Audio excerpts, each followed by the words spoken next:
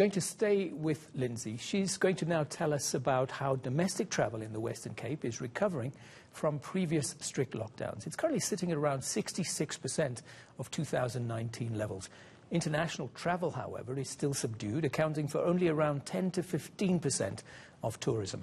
Cape Town's gearing up for winter promotions to keep the sector afloat. This is her report.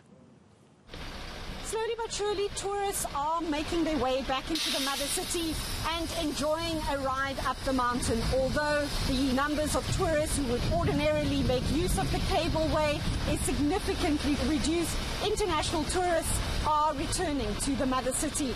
But as authorities point out, ramping up South Africa's vaccination program is going to be key to inviting tourists back to the city at the levels we saw prior to the lockdown.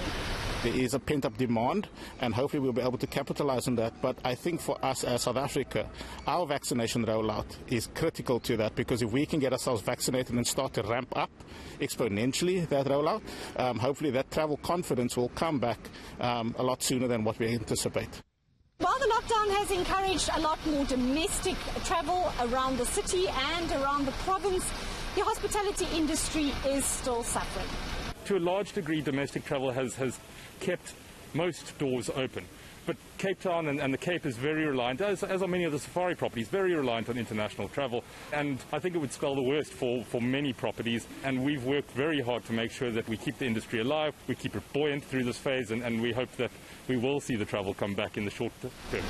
Provincial authorities are now appealing to Home Affairs to consider a new visa that would allow travellers to come to the city on a more permanent basis, to work remotely, and in that way hopefully also contribute to the local economy and to the tourism sector. Lindsay Dentlinger, Cape Town.